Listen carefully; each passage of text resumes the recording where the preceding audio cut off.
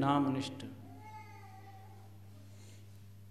जैसे नामाचार्य श्री हरिदास जी का चरित्र आता है चैतन्य चरितामृतम में, बड़े ही नामनिष्ठ महापुरुष थे। प्रतिदिन 3 लाख नाम जप करते थे। 2 लाख नाम उच्च स्वर से जप करते थे, जिससे अन्य प्राणी भी सुन सकें। इनकी नाम निष्ठा का प्रकाशन श्री चैतन्य महाप्रभु जी ने किया। चैतन्य महाप्रभु जी ने एक बार प्रश्न किया, भक्त वेश में श्री ठाकुर जी आए हैं और भक्तों का हृदय श्री ठाकुर जी की करुणा से बढ़कर के भी भक्तों की करुणा बताई है। हम लोगों में यह भेद रहता है कि हम हिंदू मुसलमान ये सब, लेकिन जो भक्त हैं वो तो वसुधैव कुटुंबकम की उदात्त भावना से भावित उनका अंतःकरण रहता है।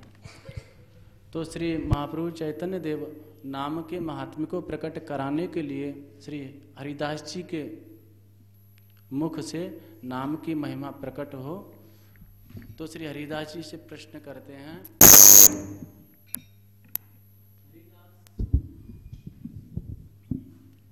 हरिदास कली काले यवन अपार, गो ब्राह्मणेर हिंसा करे महादुराचार, यहाँ सवार कौन मते हाईवे निस्तार, ताहार हेतु ना देखिए यही दुख अपार। महाप्रभु कहते हैं, हरिदास एक कली काल में यवनों का बाहुल्य होता जा रहा है। यवन से तात्पर्य कोई जाति विशेष ही नहीं, अपितु भागवत में, भक्तों में, भगवान में जिनकी आस्था नहीं है वो यवन तुल्य ही है। तो ऐसे लोगों का आधिक्य देखा जा रहा है, इनका कल्याण कैसे होगा। हरिदास कली काले यवन अपार, गो ब्राह्मणेर हिंसा करे, गाय का अपराध करते हैं, ब्राह्मणों का अपराध करते हैं, महादुराचार, यह सवार कौन मते हईवे निस्तार, ताहार हेतु ना देखिए यही दुख अपार।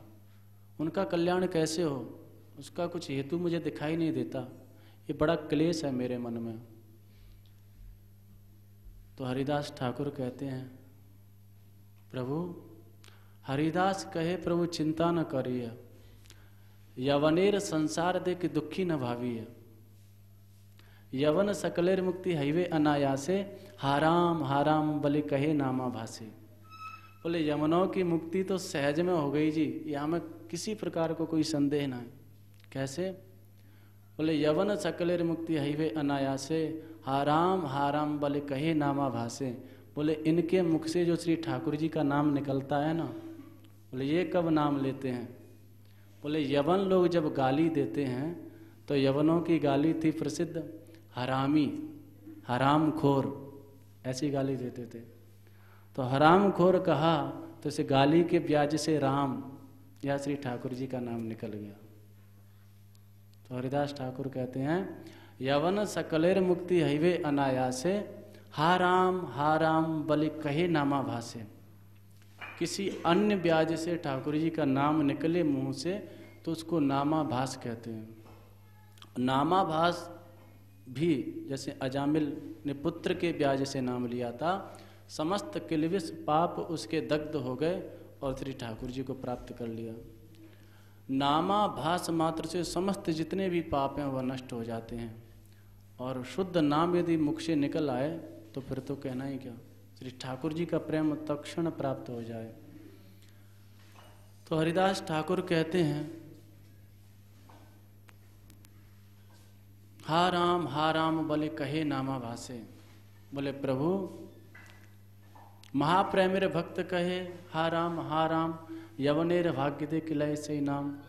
जब एक भक्त विशुद्ध वैष्णव जब उसके चित्त में प्रेम का वेग बढ़ता है तो उत्कंठित मन से वह कभी कभी पुकारता है ठाकुर जी को, हा राम।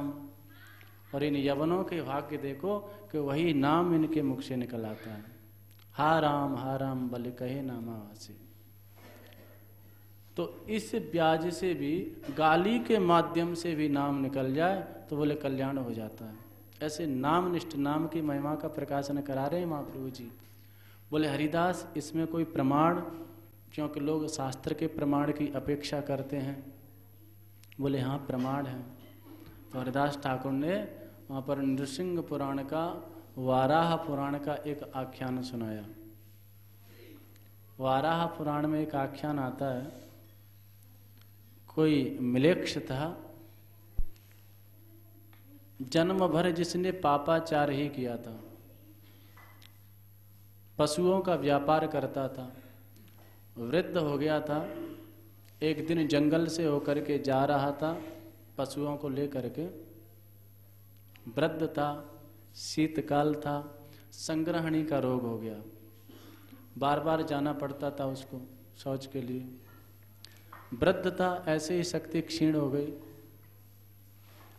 पशुओं को बांध करके बार बार उसको जाना पड़ता था। उधर कोई जंगली सूकर आया और उसको आकर के ठोकर मार दी। सूकर की ठोकर से उसका प्राणांत हो गया, परंतु गिरते गिरते वह गाली दे करके मरा। गाली दी सूकर को, हरामी ने मार दिया, हरामखोर ने मार दिया। दैवात छूकर सावके न नहीं तो म्लेच्छो महाजर्जरो। कोई उसका ऐसा पूर्व का प्रारब्ध था कि सूकर ने आकर के जैसे ही ठोकर मारी तो म्लेच्छ बोला, हा रामेण हतोस भूमि पततो जलपंस तनुम त्यक्तवान। हरामी ने मार दिया, हरामी ने मार दिया।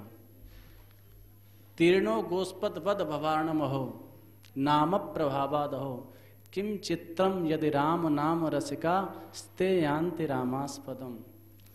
तो गाली के ब्याज से नाम ले लिया तो तीर्णो गोस्पद वद भवार्णम हो, इस भव सागर को वह गाय के खुर के गड्ढे की तरह पार हो गया। जैसे बिना श्रम के कोई गाय के खुर के गड्ढे को पार कर जाता है, ऐसे ही बिना श्रम के वह पार हो गया, मुक्त हो गया। किम चित्रम यदि राम नाम रसिकास स्ते यान्ति रामास्पदम। फिर जो श्री ठाकुर जी के प्रति अनुरक्त हैं, श्रद्धा से श्री ठाकुर जी का नाम लेते हैं, उनको भगवत प्राप्ति हो जाए तो उसमें तो संदेह ही कैसा। महाप्रभु ने जब ऐसी नाम की महिमा सुनी, हृदय गदगद हो उठा, हरिदास को अंक में भर लिए, गले से लगा लिए। पुनः आगे पूछे, हरिदास ये स्थावर जंगम इतने प्राणी हैं, इनका कल्याण कैसे हो? बोले महाप्रभु, जो आप उच्च नाम संकीर्तन करते हैं, इनसे इनका भी कल्याण संभव हो गया। जंगम प्राणियों के कानों में नाम पड़ता है, उससे उनका कल्याण हो गया। और जो स्थावर प्राणी हैं, उनसे जब नाम टकराता है तो प्रतिध्वनि होती है। तो अब प्रतिध्वनि नहीं होती। हरिदास ठाकुर कहते हैं, प्रतिध्वनि नाई से ही करे कीर्तन, तो हमारी कृपा यही अकथ्य कथन। वह भी कीर्तन करते हैं, वृक्ष हैं, पर्वत हैं, जब प्रतिध्वनि होती है तो वह भी कीर्तन करते हैं, वो कीर्तन की ध्वनि आती है। तो इस ब्याज से उनका भी कल्याण हो गया। तो ऐसे नामनिष्ठ महापुरुष थे श्री हरिदास ठाकुर।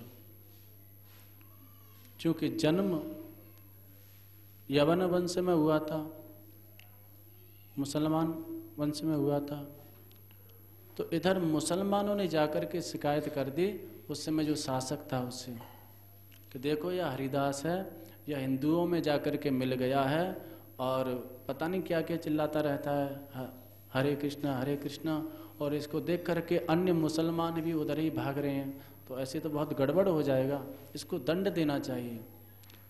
तो शासक ने आदेश दिया कि ऐसा दंड दो कि सब लोग देखें, कांप जाएं देखते। तो बोले बाजार में पीटते हुए ले जाएंगे।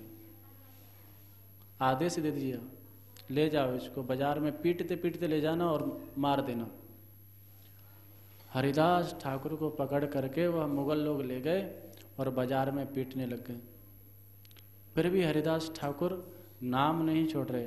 हरिदास ठाकुर कहते हैं, खंड खंड होय देह जाए यदि प्राण, तबु आमी बदने न छाड़े हरि नाम। मेरे देह के टुकड़े टुकड़े हो जाएं, अभी प्राण निकल जाएं, लेकिन फिर भी मैं हरि नाम नहीं छोड़ सकता। खंड खंड होय देह जाए यदि प्राण, तबु आमी बदने न छाड़े हरि नाम। 22 बाजारों में पीटा गया, अंत में निराश हो गए, ये तो मरता ही नहीं है, ये नहीं मरेगा तो फिर हमको मृत्यु दंड मिलेगा। दया आ गई हरिदास ठाकुर को, मूर्छित हो गए, समुद्र में फेंक दिए। पुनः परिकर को पता चला, हरिदास श्री महाप्रभु चैतन्य देव आदि हरिदास ठाकुर पुनः स्वस्थ हुए। तो कहने का तात्पर्य जो यहाँ पर एक वाक्य का प्रयोग किया रूप गोस्वामी पाद ने, तदनुरागी।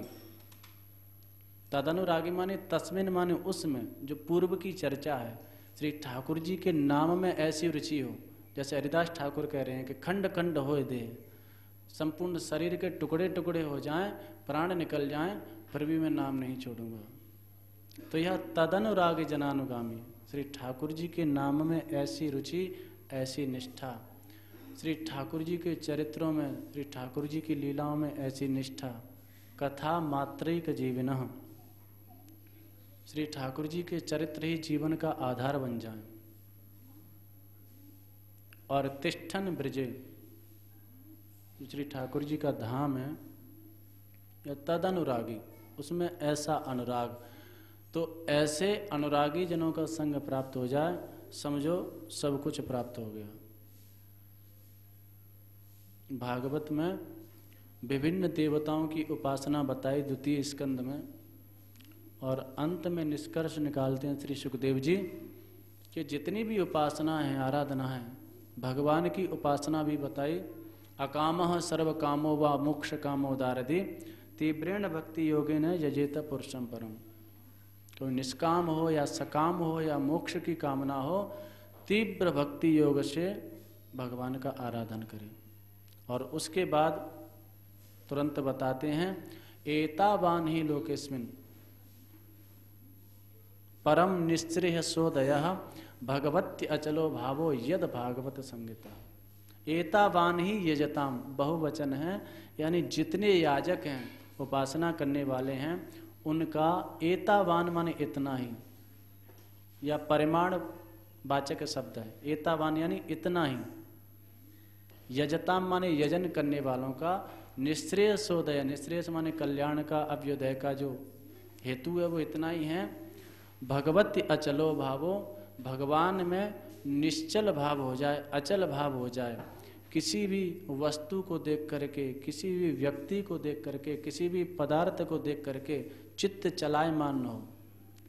त्रिभुवन विभव हेतवेप्य कुंठ स्मृति रजतात्म सुरादिभिर विमृग्यात, एकादश स्कंद में कहते हैं ना। त्रिभुवन का वैभव आ जाए, फिर भी चित्त की जो वृत्ति है एक निमेषार्ध के लिए भी श्री ठाकुर जी से पृथक नहीं। ऐसी स्थिति यह है भगवती अचलो भावो, भगवान में अचल भाव, कभी भी चलायमान न होने वाला भाव। जैसे कुम्भनदास जी, श्री मोहिनी शरण देवाचार्य जी, ये संतों का चरित्र प्राप्त होता है। शाहजहां अकबर का नाती था, उसने अपने महल में एक प्रतिमा देखी कि अकबर किसी हिंदू फकीर के सामने साष्टांग दंडवत कर रहा है। तो शाहजहां को आश्चर्य हुआ, यह फकीर कौन है? बोले यह श्री हरिदास जी महाराज हैं, जो निधिवन में विराजते थे। तो इनकी वंश परंपरा में कोई आज भी हैं? बोले हाँ, मोहिनी शरण देवाचार्य जी आज भी विराजते हैं। तो मैं भी जाकर के इनके दर्शन करूँगा। शाहजहां आया वृद्ध मंत्रियों के साथ में वृंदावन में, मोहिनी शरण देवाचार्य जी के दर्शन किए, और दर्शन करके बोले महाराज कोई सेवा बताओ, मैं इस भारतवर्ष का बादशाह हूँ। अब इतना बड़ा बादशाह राजा आया है, तो सामान्य व्यक्ति होता तो चित्त में प्रलोभ आ जाता कि राजा आया, इससे कुछ मांग लें। मोहिनी शरण देवाचार्य जी क्या कहते हैं? बोले भैया एक ही सेवा है। बोले क्या? बोले आज के बाद यहाँ शकल मत दिखाना, आज के बाद इधर मत आना। कोई मंत्री संतरी आता है तो हम लोग प्रयत्न करते हैं कि हमारा भी फोटो जाके साथ आ जाए, तो बड़ी गौरव की अनुभूति करें। उन महापुरुष की स्थिति वो कह रहे हैं कि आज के बाद यहाँ शकल मत दिखाना, यहाँ आना मत, क्योंकि हमारा रंग तेरे ऊपर चढ़ गया तो तेरी दुनिया सब छूट जाएगी, तू दुनिया की दृष्टि से बर्बाद हो जाएगा, और तेरा रंग हम पे चढ़ गया तो हम बर्बाद हो जाएंगे। तो ऐसे निष्प्रिय महापुरुष, त्रिभुवन विभव हेतवेप्य कुंठा स्मृति रजतात सुरात विभिर विज्ञात, श्री ठाकुर जी के चरणों से क्षण मात्र के लिए भी चित्त उनको पृथक न होवे। तो यह भगवती अचलो भावो, भगवान में यह अचल भाव है, चाहे कितने भी कोई प्रलोभन दिखाए, लेकिन यह अचल भाव कब आएगा? यद भागवत संगता, या के लिए भागवत महापुरुषों का संग करना पड़ेगा, संतों का संग करना पड़ेगा। वही रूप गोस्वामी जी कहते हैं तदनुराग जनानुगामी, ऐसे निश्चल भाव के लिए ऐसी प्रौढ़ भक्ति हमारी हो, ऐसी दृढ़ता हमारे में हो, इसके लिए ऐसे धामनिष्ठ नामनिष्ठ महापुरुषों का आश्रय अनिवार्य है। सभी संतों ने एक मत होकर के, कल हम लोग चर्चा किए थे कपिल देव जी का मत, ऋषभ देव जी का मत, उद्धव जी महाराज, सभी संतों ने एक मत से यही निष्कर्ष निकाला। श्रीधर स्वामी पाद ने सप्तम स्कंद की जब टीका आरंभ की तो सप्तम स्कंद की भूमिका लिखी और उसका सार यही बताया। सप्तम स्कंद का जो लक्षण है वो ऊती बताया, ऊती कहते हैं वासना को। तो श्रीधर स्वामी पाद आरंभ की भूमिका में लिखते हैं कि वासना दो प्रकार की है, सद्वासना असद वासना। असद वासना से तात्पर्य संसार की वासना, सद्वासना से वहां पर तात्पर्य लिया श्री ठाकुर जी की भक्ति की वासना। भक्त अपराध यदि हो गया तो असद वासना जागृत हो जाएगी। कितनी भी उच्च स्थिति को आप प्राप्त हो गए हैं, यदि वहाँ भक्तापराध हो गया तो वहाँ से पतन हो जाएगा। असद वासना संसार की वासना जागृत हो जाएगी। बोले बैकुंठ में जय विजय रहते थे और वहाँ भी भक्तापराध हो गया तो महद अपराध से उनको आसुरी योनि में आना पड़ गया। श्री ठाकुर जी के साक्षात पार्षद बन गए थे, नित्य पार्षद थे, लेकिन महद अपराध हो गया तो कहाँ तो श्री ठाकुर जी के पार्षद और कहाँ आसुरी योनि, कितना बड़ा अंतराल आ गया। यह महद अपराध से असद वासना जागृत हो गई। और यदि महद कृपा हो जाए तो श्री प्रहलाद जी महाराज माता के उदर में थे, आसुरी वंश में थे, असुर के अंश से उत्पन्न हो रहे थे, हिरण्यकश्यपु के पुत्र थे और माता के उदर में थे। और गर्भ की क्या स्थिति है उसका चित्रण जो कपिल देव जी ने किया है, इतना दुखद स्थिति। एक तरह से जो गर्भ की स्थिति है एक तरह से नरक कह लें तो कोई उसमें अतिशयोक्ति नहीं होगी। इतना दूषित और इतना ये सब रक्त मांस आदि में सना रहता है जीव, तो उस स्थिति में श्री प्रहलाद जी थे गर्भ में, और वहाँ महद कृपा उनको प्राप्त हो गई, श्री नारद जी का सत्संग प्राप्त हो गया। तो महद कृपा से एक इतनी सामान्य स्थिति से असुर वंश में उत्पन्न होकर के भी कितनी उत्कृष्ट स्थिति को प्राप्त हो गए। परम महाभागवतों में उनकी गणना होती है, देववृंद भी उनकी वंदना करते हैं। यह सिद्धि प्रहलाद जी को कैसे प्राप्त हुई? महद कृपा से। यानी कितनी भी निम्न स्थिति में हो, कैसा भी प्राणी हो, कैसा भी गिरा हुआ प्राणी हो, यदि किसी महत्पुरुष की दृष्टि पड़ गई, किसी महत्पुरुष की कृपा हो गई, तो वह देवताओं के लिए भी वंदनीय हो जाता है, सबसे उत्कृष्ट स्थिति को प्राप्त कर लेता है। यहाँ तक कि स्वयं श्री नृसिंह देव आए और आकर के प्रहलाद जी से क्षमा मांगते हैं। ऐसी उनकी भक्ति जो आरंभ में प्रथम स्कंद में बताया, अहेतुकी अव्यवहिता जयात्मा संप्रसिद्धति, श्री प्रहलाद जी की अहेतुकी भक्ति है। निष्काम भक्तों में प्रहलाद जी का नाम आता है। भगवान ने प्रलोभन दिया कुछ मांग लो, बोले नहीं मुझे कुछ नहीं चाहिए। मामाम प्रलोभयोत्पत्त्यासक्तम कामेषु तैर्वरै तत्संग भीतो निर्मंडो मुमुक्षुत्वम उपाश्रिता, बोले नहीं मेरी इच्छा है कुछ मांग लो, तो बोले एक वरदान दे दो कि मांगने की इच्छा ही पैदा न हो। यह अहेतु की भक्ति। और अव्यवहिता प्रहलाद जी का लक्षण देखिए, कितना भीषण संकट आया, हम लोगों को यदि जुकाम भी हो जाए तो समस्या पैदा हो जाती है। जब हिरण्यकश्यपु ने देखा ये तो मान नहीं रहा और नारायण नारायण रटता है, नारायण की भक्ति करता है, विद्यालय में भेजा, पढ़ करके प्रहलाद जी आए, बोले किंते धीतम उत्तमम, तुमने क्या उत्तम चीज पढ़ी? बोले हमने तो यही पढ़ा कि वनम गतो यद धर्म आश्रयता, जंगल में जाकर के फालतू के सब झंझटों से मुक्त होकर के, प्रपंच से मुक्त होकर के वन में जाकर के श्री हरि का आराधन आरंभ कर दे। 5 वर्ष के बालक में इतना विवेक, इतना ज्ञान, इतना वैराग्य, ऐसी भक्ति की प्रौढ़ता, ये कहाँ से आई? ये महत कृपा से आई। हिरण्यकश्यपु ने मारने का प्रयत्न किया, इसको सर्वैहि उपायैहि हंतव्य, कुछ भी करना पड़े इसको मार दो। सबने बड़ा प्रयत्न किया। दिग्गजै दंदसूकैश्च अविचारावपातनैहि गरदानैर अभोजनैहि, दिग्गजय हाथियों से कुचलवाने का प्रयत्न किया। प्रहलाद जी ने कभी अपनी रक्षा की कामना नहीं की कि ठाकुर जी आओ और मुझे बचाओ, शांत चित्त होकर के बैठे रहे, ठीक है जैसे हरी इच्छा। ये अव्यवहिता भक्ति है, अहेतुकी भक्ति। ठाकुर जी प्रलोभन दे रहे हैं, कुछ मांग लो, बोले मुझे कुछ नहीं चाहिए, और ये अव्यवहिता भक्ति है। कितनी भीषण समस्या आई, प्रहलाद जी की भक्ति उसी प्रकार से चलती रही, उसी प्रकार से उनका चिंतन स्मरण आदि चलता रहा। दिग्गजय हाथियों से कुचलवाने का प्रयत्न किया, और यहाँ पे सर्वत्र बहुवचन का प्रयोग किया है। श्रीधर स्वामी जी कहते हैं कि ऐसा नहीं कि एक बार हाथियों से कुचलवाया, दिग्गजय, पहले किसी एक हाथी को लाए, इससे इसको कुचल दिया जाए, नष्ट कर दिया जाए। परंतु वहाँ तो नृसिंह देव सदा सर्वदा प्रहलाद जी की सुरक्षा में रहते हैं। तो हाथी जैसे ही आया और वहाँ उसको विशाल एक सिंह की आकृति दिखाई दी, भागा हाथी।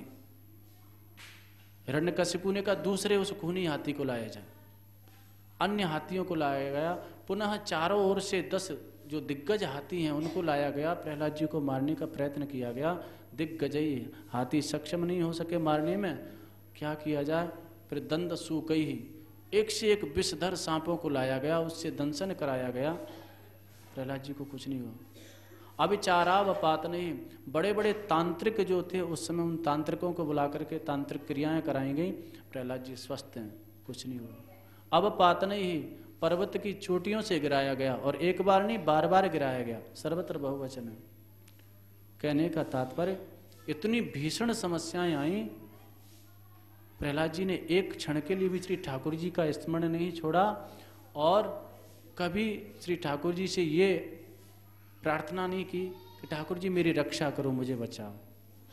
इतनी निर्भयता, इतनी दृढ़ता, ये अहेतु की भक्ति, ये अप्रतिहिता भक्ति 5 वर्ष के बालक में,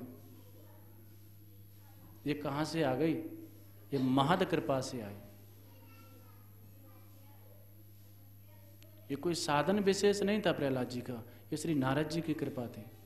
श्रीधर स्वामी जी जो सप्तम स्कंद का सार बता रहे हैं, कहते हैं कि महद अपराध हो गया जय विजय से, तो इतनी उच्च स्थिति को प्राप्त करके भी उनको इतनी अधम योनि में आना पड़ा, और महद कृपा हो गई प्रहलाद जी के ऊपर, तो इतनी अधम स्थिति में होते हुए भी असुर के अंश से उत्पन्न हो रहे हैं, माता के गर्भ में स्थित हैं, और वहाँ महद कृपा हो गई, तो वहाँ से कितने उच्च पद को प्राप्त कर लिए, कैसी उनकी भक्ति हो गई।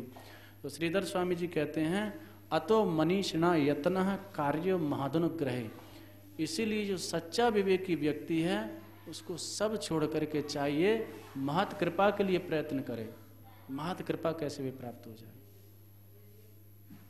अतो मनीषिणा यत्न कार्य महदनुग्रहे, इसलिए महत पुरुषों की कृपा, तो वह जो भगवती अचलो भावो, भगवान में जो अचल भाव है, किसी भी प्रकार से चलायमान नहीं हो, कैसे भी आपत्ति विपत्ति आ जाए, कोई कैसा भी प्रलोभन दिखाए, श्री ठाकुर जी से एक क्षण के लिए भी चित्त पृथक नहीं हो, यह अचल भाव भागवत कृपा से, यानी संत महत्पुरुषों की कृपा से आता है। श्रीधर स्वामी जी का निष्कर्ष, और यही सभी संतों ने, इसलिए शंकराचार्य जी भी कहते हैं विवेक चूड़ामणि में कि अधिक ग्रंथों का संचय करने की आवश्यकता नहीं है, अधिक अध्ययन अध्यापन की आवश्यकता नहीं है। अधिक यदि इस चक्कर में लग गए तो फिर एक जाल है, जैसे जाल में मकड़ी फंसती चली जाती है, तो शब्दों का भी एक जाल है, तो अधिक कोई जरूरत नहीं है। शब्द जालम महारण्यम चित्त भ्रमण कारकम अतो प्रयत्नात् ज्ञातव्यम तत्वज्ञात तत्वमात्मनाम। ज़्यादा शाब्दिक जाल में फंसने की जरूरत नहीं है, अध्ययन अध्यापन की आवश्यकता नहीं है, चित्त और भटक जाएगा। प्रयत्न क्या करे? अतो प्रयत्नात् ज्ञातव्यम तत्वज्ञात तत्वम आत्मनः, किसी तत्वज्ञ महापुरुष की शरणागति स्वीकार कर ले और वहाँ आत्म तत्व का बोध प्राप्त करे। यही समस्त शास्त्रों का सिद्धांत और सार जो श्री रूप गोस्वामी जी कह रहे हैं। तदनुराग जनानुगामी, श्री ठाकुर जी के चरण तल का ही एकमात्र जिन्होंने आश्रय ले रखा है, ऐसे संतों का, महत्पुरुषों का आश्रय सुलभ हो जाए। परंतु, उसमें एक परंतु है, श्रद्धा से युक्त होकर के हो। वो खटमल वाला संग नहीं, खटमल संग, हाँ खटमल है, मक्खी है, मच्छर है, ये भी तो एकदम समीप में रहते हैं, एकदम संग में रहते हैं, इनको कोई लाभ हो पाता है? और उनको पीड़ा ही देते रहते हैं, उनको व्यथा ही देते रहते हैं। ऐसा संग नहीं, श्रद्धा से युक्त होकर के। श्रद्धा अनिवार्य है। गीता में भगवान ने ज्ञान प्राप्ति के 6 उपाय बताए, 6 साधन बताए। 3 अंतरंग साधन है और 3 बाह्य साधन है। प्रथम 4 अध्याय में 34वें श्लोक में बाह्य साधन बताए। तद विद्धि प्रणिपातेन परिप्रश्नेन सेवया उपदेक्षन्ति ते ज्ञानम ज्ञानिनस् तत्वदर्शिना। ठाकुर जी कहते हैं उस आत्म तत्व के ज्ञान के लिए प्रणिपात पूर्वक जाओ महत्पुरुषों की शरण में, और वहां पर प्रणिपात करो, दंडवत करो,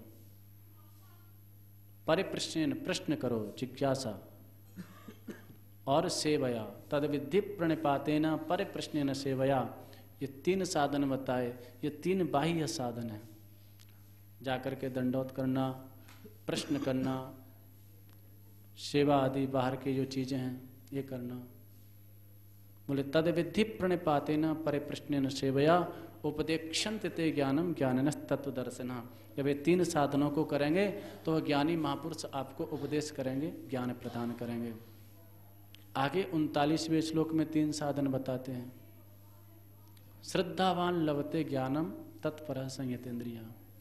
तो शंकराचार्य जी ये दोनों श्लोकों का बहुत सुंदर भाष्य करते हैं गीता में। शंकराचार्य जी कहते हैं कि पूर्वोक्त जो 3 बाह्य साधन हैं वह तो किसी आडंबरी व्यक्ति में भी हो सकते हैं, किसी दम्भी व्यक्ति में भी हो सकते हैं। बढ़िया साष्टांग दंडवत करेगा, हाँ अपना वैदुष्य प्रदर्शन करने के लिए कहो प्रश्न भी करने लग जाए, खूब सेवा का भी खूब ढोंग आडंबर करेगा। तो बोले कोई आवश्यक नहीं है कि 3 अंग आगे तो ज्ञान प्राप्ति हो ही जाए, क्योंकि ये तो मायावी लोगों में भी देखने में मिलते हैं और उनको ज्ञान प्राप्ति होती हुई दिखाई नहीं देती। तो इनसे भी महत्वपूर्ण जो 3 अंग हैं, जो अंतरंग साधन है ज्ञान प्राप्ति के, वो 39वें श्लोक में बताते हैं। श्रद्धावान लभते ज्ञानम तत्परः संयतेन्द्रियः। श्रद्धा से युक्त होकर के, श्रद्धा का तात्पर्य गुरुजन जो कहें, शास्त्र जो कहें, उन वाक्यों में सत्य बुद्धि की जो अवधारणा है वह श्रद्धा है। शास्त्रस्य गुरु वाक्यस्य सत्य बुद्धि अवधारणम, जो कहा वह सत्य है। गुरुजनों ने कहा, महत्पुरुषों ने कहा कि अभी रात्रि है, दिन में कह दिया कि रात है, तो बिल्कुल जी रात है, हमको दिन दिखाई दे रहा है, हमारे नेत्रों का दोष हो सकता है। ये इस कोटि की श्रद्धा। कोई दोष, निर्दोष है व्यक्ति, फिर भी कह दिया कि तुम्हारी गलती है, तो बिल्कुल जो मैं अपने आप को निर्दोष समझ रहा हूं या मेरा दोष हो सकता है, गुरुजन कह रहे हैं अवश्य ही मेरी गलती है। यह श्रद्धा। गुरु वेदांत वाक्य सु श्रद्धा। गुरुजी ने जो कह दिया, महत्पुरुषों ने जो कह दिया वही सत्य है, सत्य बुद्धि की उसमें अवधारणा। ऐसी उत्कट कोटि की जो श्रद्धा है, ऐसी श्रद्धा से युक्त होकर के महत्पुरुषों को संग किया जाए। और यह श्रद्धा देखने को मिलती है, या तो जो वज्र पंडित होगा वह में ऐसी श्रद्धा देखने को मिले, और या जो वज्र मूर्ख होगा वह में ऐसी श्रद्धा देखने को मिले। जो कह दिया सो सिरोधार्य है, वही सत्य है। ऐसी श्रद्धा जा क्षण आ जाए, वह क्षण ठाकुर जी सामने आ जाए, वाही क्षण, एक क्षण को भी विलंब ना हो। सदगुरु के वचनों में ऐसी श्रद्धा। एक भक्त को आख्यान आवे, एक जाट भक्त थे, मौजी भक्त, पढ़े लिखे नहीं थे, भैंस चराते थे, गैया भैंस, जंगल में, ये काम हो बस उनको। भैंस चरा रहे थे, कोई पंडित जी महाराज वहाँ से निकले, मध्याह्न की वेला थी। पंडित जी महाराज त्रिकाल संध्या करते थे, तो मध्याह्न की वेला में वहीं सरोवर में पंडित जी ने स्नान किया और स्नान करके संध्या करने लग गए। तो संध्या में प्राणायाम करते हैं, पूरक कुंभक रेचक। पंडित जी संध्योपासना की विधि में प्राणायाम करने लग गए। मौजी भक्त दूर से देख रहे हैं कि ये सरोवर में स्नान किए, नाक दबा रहे हैं, इस सब से क्या होता है, क्या कर रहे हैं। उनके मन में एक जिज्ञासा, बिल्कुल काला अक्षर थे, एकदम अनपढ़ थे।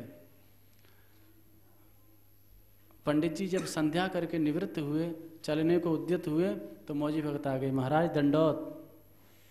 अच्छा भैया, महाराज ये अभी बैठ के आप कहा कर रहे थे? अब पंडित जी ने देखी, ये तो एकदम गंवार है, और जैसे मैं कहूँ कि मैं प्राणायाम कर रहा हूँ, पूरा कुंभक रेचक कर रहा हूँ, तो या की समझ में कुछ पड़ेगी ना, और ऐसे ही पीछे पड़ो रहेगो। तो पंडित जी ने पीछे छुड़ावे के लिए कह दी कि मैं भगवान के दर्शन कर रहा था। अच्छा, नाक दबा के भगवान के दर्शन हो गए? बोले बिल्कुल, मैंने दर्शन किए हैं। ठीक है महाराज। अब पंडित जी तो अपना पीछे छुड़ाकर आगे बढ़ गए। मौजी भगत के बिल्कुल बैठ गई ये बात, नाक दबाओ और भगवान के दर्शन करो। पंडित जी ने क्या किया था? पहले सरोवर में स्नान किया था, जाकर के सरोवर में स्नान किए और आकर के बैठ गए पीपल के वृक्ष के नीचे, और गैया भैंस कहाँ जा रही हैं कोई ध्यान नहीं, और आकर के सीधी नाक दबाए। अब नाक दबाए से कोई भगवान के दर्शन हो गए? अब कुछ दर्शन उनको नहीं हुआ। उनने सोची पंडित जी को दर्शन हो गए, मुझे दर्शन नहीं हो रहे, लगता है अभी कहीं से हवा निकल रही है, अभी ठीक से मैंने नाक नहीं दबाई, इसलिए भगवान के दर्शन नहीं हुए। पुनः जोर से नाक दबा ली, तो बिल्कुल श्वास नहीं आ रही है, छटपटाहट हो रही है, लेकिन बोले भगवान के दर्शन करके ही छोड़ूंगा, क्योंकि नाक दबाने से पंडित जी को भी मेरे सामने दर्शन हुए। और जोर से नाक दबा लिए, छटपटाने लगे, लेकिन नाक नहीं छोड़ रहे हैं, श्वास नहीं ले रहे हैं। भगवान ने देखा, हे भगवान देखो तो जाके स्थिति। तुरंत आए ठाकुर जी, अरे भाई भगत नाक छोड़, हम आ गए तेरे सामने। नाक छोड़ के देखो, नक सांस ली, फिर बोले महाराज आपको परिचय? बोले मैं भगवान। अरे भाई भगवान, देख भी में तो बड़ा अच्छा लगा, लेकिन है बड़ा कठोर तू, बड़ी देर से हम, मेरी तो हालत ही खराब है गई, परंतु मैं कैसे पहचानूं कि तू भगवान है? अरे भाई अब मैं अपनी भगवत्ता को कैसे प्रमाणित करूं? मैं स्वयं कह रहा हूं मैं भगवान हूं, मेरी बात पे विश्वास कर। अरे है सके कोई बहरूपिया तू आ गया हो, तो भाई अब जैसे तू समझ वैसे विश्वास तो करना ही पड़ेगा। बोले नहीं ऐसे नहीं करूंगा, मेरे गुरुजी कह देंगे ना तो मान लूंगा, क्यों गुरुजी ने आपको देखा है। ठीक है भाई, तो गुरुजी को बुला ले। मौजी भगत ने विचार किया, ये लगता है पागल बना रहा है, मैं जब तक गुरुजी को बुलाने जाऊँ वो ये भाग जाए। एक बार तो बड़ी मुश्किल से आया है, फिर नाक दबानी पड़ेगी, फिर समस्या। तो बोले ऐसे नहीं जाऊँगा, तो बोले इधर आ जाओ। पीपल के वृक्ष के समीप में ले गए, और जो भैंस के गले में से रस्सी खोली और चारों तरफ से बढ़िया श्री ठाकुर जी को बांध दिए, कहीं भाग नहीं जाए। और भगवान को बांध के और मौजी भगत ने दौड़ लगाई, हाथ में बढ़िया सी लाठी। उधर पंडित जी जा रहे शीघ्रता से, वो देखा लटिया लेकर के वो भगत दौड़ो बहुत चलो आ रहा है, तो पंडित जी की धड़कन तेज हो गई। हे भगवान, मैंने यहाँ से कहीं नाक दबा लिया, भगवान के दर्शन है जाएंगे, और जाकर दर्शन भयना होंगे, तो लटिया लेके मेरे पीछे दौड़ा चलो आ रहा है। पंडित जी ने दौड़ लगाई, लेकिन भगत से आगे कहाँ भाग पाते। मौजी भगत ने जाकर के पंडित जी को पकड़ लिया, दंडौत कही, बोले गुरुजी महाराज आपकी कृपा से भगवान के दर्शन भय हैं, परंतु मुझे संदेह है वही भगवान है कि भगवान कोई और हो गए, आप चल के एक बार देख लो। पंडित जी को संदेह हो, कैसी बात करे? अच्छा कैसा है वो भगवान? बोले ऐसे पीत पीताम्बर धारण किए हुए हैं, मयूर मुकुटी हैं, बनमाला धारण किए हुए हैं, श्याम वर्ण है, पूरा वर्णन कर दिया। पंडित जी समझ गए इसके ऊपर लगता है कृपा हो गई, चल भैया भगवान को देखते हैं। पंडित जी आए, बोले कहाँ है भगवान? बोले देखो ये पीपल से बंधे हुए हैं। अच्छा मुझे तो दिखाई नहीं दे रहे। भैया तू अपने भगवान से कैसे भी प्रार्थना कर, एक क्षण के लिए मुझे भी दर्शन दे दें। मौजी भगत ने कही, भाई भगवान अब तो हमने मान ली कि आप भगवान हैं, परंतु हमारे गुरु जी को भी अब आप दर्शन दो। भगवान ने कही, देख भाई भगत, जैसो तेरो चित्त है शुद्ध, ऐसो भी पंडित जी को चित्त ना है, पर तेरो हट है तो मैं एक क्षण के लिए अपनी झांकी अवश्य दिखा दूंगा। एक क्षण के लिए पंडित जी को अपनी झांकी दिखाई। पंडित जी तो बाबरे है गए एक ही क्षण में, और मौजी भगत के चरणों में लोटपुट हो गए, भाई तू मेरा गुरु, मैं तेरा शिष्य, तूने मुझे भगवान के दर्शन करा दिए। भगवान को खोला मौजी भगत ने। भगवान बोले, भाई भगत अब वरदान मांग ले। बोले, वरदान यही है साहब, इतनी देर मत लगाया करो, बहुत समस्या होती है नाक दबाने में। हाँ, आपको क्या पता, एकदम छटपटाहट होती है, इतनी कठोरता मत किया करो, जल्दी आ जाया करो। बोले, भगत अब तो नाक दबावे की भी जरूरत नहीं पड़ेगी, तू जब स्मरण करेगा वही क्षण में तेरे सामने आ जाऊंगा। कहने को तात्पर्य केवल श्रद्धा, श्रद्धा यानी गुरुजनन के वाक्य में आस्तिक की बुद्धि, सत्य बुद्धि की जो अवधारणा है वह श्रद्धा है। तो यह श्रद्धा से संयुक्त है करके जो महापुरुषों को संग किया जाए तो निश्चित ही श्री ठाकुर जी को दर्शन लाभ, और श्री ठाकुर जी में जो अचल भाव है, निश्चल भाव है, वह प्राप्त हो जाए। तो वही श्री रूप गोस्वामी जी तदनुराग जनानुगामी, उनके अनुरागी जनों का श्रद्धा से युक्त होकर के सत्संग किया जाए और उनकी सन्निधि को लाभ लिया जाए, यही समस्त शास्त्रन को सिद्धांत सार है। जय श्री राधे। राधे।